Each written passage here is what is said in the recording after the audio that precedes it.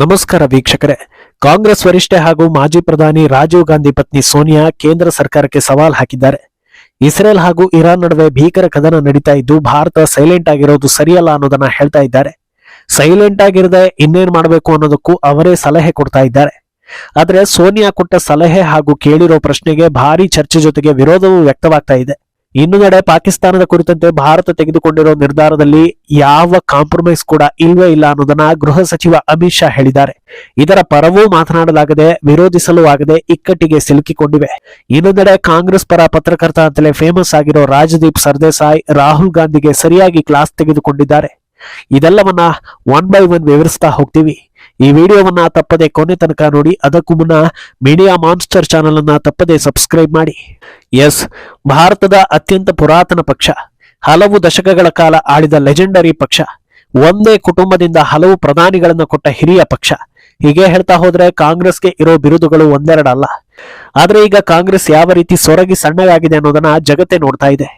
ಮೊನ್ನೆಯಷ್ಟೇ ಪವನ್ ಖೇರಾ ಒಂದು ಮಾತನ್ನ ಹೇಳಿದ್ರು, ಮೋದಿಗೆ ಸೋತು ಗೊತ್ತೇ ಇಲ್ಲ, ಮನುಷ್ಯ ಜೀವನದಲ್ಲಿ ಸೋತ್ರೇನೆ ಅನುಭವಿ ಆಗೋದು ಅಂತ.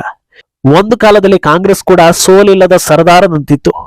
ಆದ್ರೆ ಒಂದು ವೇಳೆ ಇಂಥ ದಿನ ಬರ್ಬೋದು ಅಂತ ಅಂದೇ ಯೋಚಿಸಿದ್ದಿದ್ರೆ, ಆದ್ರೆ ಆ ಬಗ್ಗೆ ತಲೆಯೇ ಕೆಡಿಸಿಕೊಳ್ಳದಂತೆ ಮುಂದುವರೆದ ಕೈಗೆ ಈಗ ಯಾವ ದಾಳ ಉರುಳಿಸಿದ್ರೂ ಬ್ಯಾಕ್ ಫೈರ್ ಆಗ್ತಾ ಇದೆ. ರಾಹುಲ್ ಹೇಳಿಕೆಗಳೆಲ್ಲ ವಿವಾದ ಆಗೋ ಹೊತ್ತಲ್ಲಿ ಸೋನಿಯಾ ಗಾಂಧಿ ಈಗ ಕೇಂದ್ರಕ್ಕೆ ಸವಾಲ್ ಹಾಕ್ತಾ ಇದ್ದಾರೆ. ಮೊನ್ನೆಯಷ್ಟೇ ಆರೋಗ್ಯದಲ್ಲಿ ಸಮಸ್ಯೆ ಕಾಣಿಸ್ಕೊಂಡು ಈಗ ತಾನೇ ಚೇತರಿಸಿಕೊಂಡಿರೋ ಸೋನಿಯಾ ಗಾಂಧಿ ಇರಾನ್ ಇಸ್ರೇಲ್ ವಿಚಾರದಲ್ಲಿ ಭಾರತ ಸರ್ಕಾರದ ಮೌನವನ್ನ ಪ್ರಶ್ನಿಸ್ತಾ ಇದ್ದಾರೆ. ಈ ರೀತಿ ಸೈಲೆಂಟ್ ಆಗಿರೋದು ಸರಿಯಲ್ಲ, ಭಾರತ ಸರ್ಕಾರ ತನ್ನ ನಿಲುವು ಏನು ಅನ್ನೋದನ್ನ ಹೇಳಬೇಕು.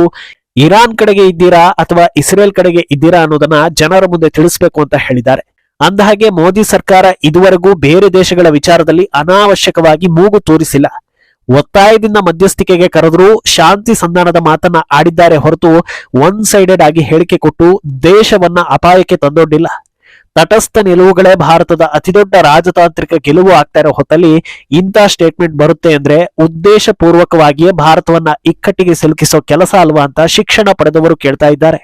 ಮೊದಲನೇದಾಗಿ ಇಂಥ ವಿಚಾರದಲ್ಲಿ ಈ ರೀತಿಯ ಪ್ರಶ್ನೆಗಳು ಹಾಗೂ ಕೆಟ್ಟ ಕುತೂಹಲ ಅನಾವಶ್ಯಕ. ಭಾರತ ಸಾಧ್ಯವಾದಷ್ಟು ಎಲ್ಲರ ಜೊತೆಗೆ ಸ್ನೇಹ ಸಂಬಂಧವನ್ನ ಮೇಂಟೈನ್ ಮಾಡ್ಕೊಂಡು ಬಂದಿದ್ರೆ, ಒಳಗೆ ಇದ್ದುಕೊಂಡು ಇಂಥ ಪ್ರಶ್ನೆ ಕೇಳಿ ಭಾರತದ ನಿಲುವನ್ನ ಜಾಗತಿಕ ಮಟ್ಟದಲ್ಲಿ ಹೆಡ್ಲೈನ್ ಆಗೋ ಹಾಗೆ ಮಾಡಿ ದೇಶದ ಸ್ನೇಹ ಸಂಬಂಧಕ್ಕೆ ತೊಂದರೆ ಮಾಡೋದು ಸರಿನಾ ಅನ್ನೋದು ಜನರ ಪ್ರಶ್ನೆ. ಭಾರತಕ್ಕೆ ಇಸ್ರೇಲ್ ಸೋನಿಯಾರ ಅತ್ತೆ ಹಾಗೂ ಅಜ್ಜನ ಕಾಲದಿಂದಲೂ ಮಿತ್ರ ರಾಷ್ಟ್ರ. ಕಾಂಗ್ರೆಸ್ ಕಾಲದಲ್ಲಿ ಅವರು ಭಾರತಕ್ಕೆ ಫ್ರೆಂಡ್ ಆಗಿದ್ರು ಅಂತ ಅದನ್ನ ವಿರೋಧಿಸದೆ ದೇಶಕ್ಕೆ ಮಿತ್ರ ಅಂದ್ಮೇಲೆ ಅದು ಎಲ್ಲಾ ಪಕ್ಷದವರಿಗೂ ಮಿತ್ರನೇ ಅನ್ನೋ ನಿಲುವನ್ನ ಮೋದಿ ಸರ್ಕಾರ ತೆಗೆದುಕೊಂಡ್ರೆ, ಮೋದಿ ಸರ್ಕಾರ ಮಾಡಿದ್ದೆಲ್ಲದಕ್ಕೂ ವಿರೋಧಿಸಿ ದೇಶವನ್ನು ವಿರೋಧಿಸೋ ಮಟ್ಟಕ್ಕೆ ಹೋಗ್ತಾರೆ ಅಂದ್ರೆ ಇದಕ್ಕೆ ಏನರ್ಥ ಅನ್ನೋ ಪ್ರಶ್ನೆ ಹುಟ್ಟುತ್ತಾ ಇದೆ.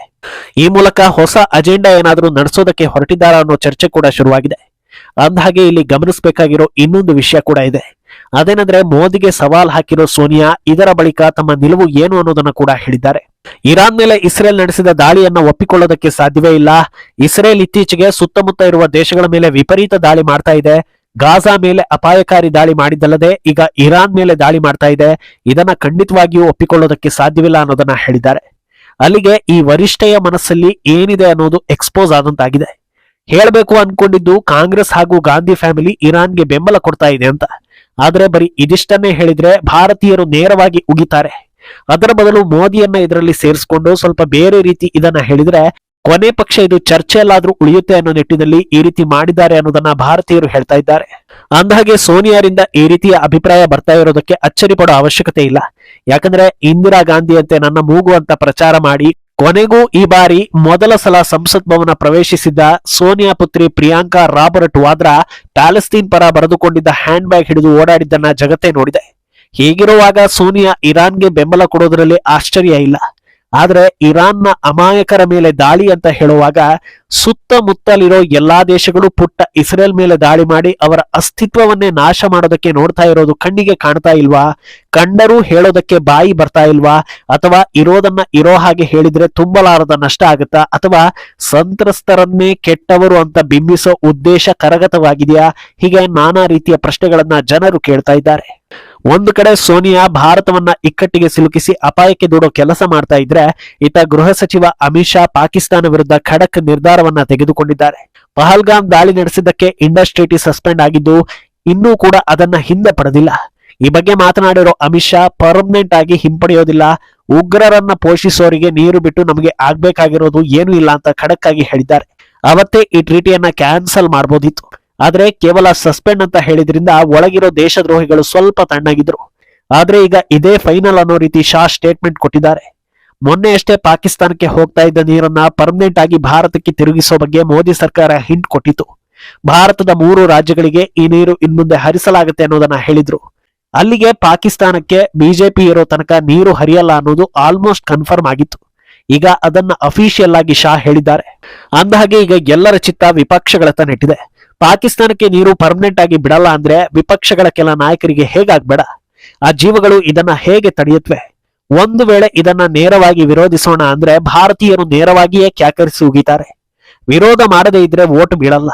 ಇಂಥ ಸಂಕಷ್ಟ ಯಾರಿಗೂ ಬರಬಾರದು ಅಂತ ಒಳಗೊಳಗೆ ರೋಧಿಸ್ತಾ ಇದ್ದಾರೆ.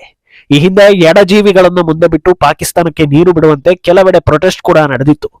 ಆಗ್ಲೇ ಅಪ್ಪಟ ಭಾರತೀಯರು ಇಂಥ ನೀಚರು ಕೂಡ ಉಗ್ರರಿಗೆ ಸಮಾನ, ಇವರಿಗೆ ಗಲ್ಲು ಶಿಕ್ಷೆ ಕೊಟ್ಟರು ಕಮ್ಮಿನೇ, ಈ ನಗರ ಉಗ್ರರನ್ನ ದೇಶದಿಂದ ಆಚೆಗೆ ಕಳಿಸಿ ಅಂತ ಆಕ್ರೋಶ ಹೊರಹಾಕಿದ್ರು. ಈಗ ಗೃಹ ಸಚಿವರ ವಿರುದ್ಧ ಯಾರೆಲ್ಲ ದನಿ ಏರಿಸ್ತಾರೆ ಅನ್ನೋದು ಅಚ್ಚರಿ ಹುಟ್ಟಿಸ್ತಾ ಇದೆ. ಇನ್ನೊಂದೆಡೆ ಇತ್ತ ವಿವಾದಾತ್ಮಕ ಹೇಳಿಕೆ ನೀಡೋ ಪತ್ರಕರ್ತ ರಾಜದೀಪ್ ಸರ್ದೇಸಾಯಿ ರಾಹುಲ್ ಗಾಂಧಿಗೆ ಕ್ಲಾಸ್ ತೆಗೆದುಕೊಂಡಿದ್ದಾರೆ. ರಾಹುಲ್ ಗಾಂಧಿಗೆ ರಾಜಕೀಯ ಮಾಡೋದಕ್ಕೆ ಬರೋದಿಲ್ಲ, ಚುನಾವಣೆಯಲ್ಲಿ ಗೆಲ್ಲೋದಕ್ಕೂ ಬರೋದಿಲ್ಲ ಅಂತ ನೇರವಾಗಿ ಹೇಳಿದ್ದಾರೆ. ಒಬ್ಬ ರಾಜಕೀಯ ನಾಯಕ ಅಂದ್ರೆ ಹೇಗಿರ್ಬೇಕು? ಅವನ ಗ್ರಹಿಕಾ ಶಕ್ತಿ ಎಷ್ಟು ಚುರುಕಾಗಿರ್ಬೇಕು? ಎದುರಾಳಿಗಳನ್ನ ಎದುರಿಸೋದಕ್ಕೆ ಎಷ್ಟು ಚಾಣಕ್ಯತೆ ಇರಬೇಕು? ಇದ್ಯಾವುದೂ ರಾಹುಲ್ ರಲ್ಲಿ ಕಾಣಿಸ್ತಾ ಇಲ್ಲ.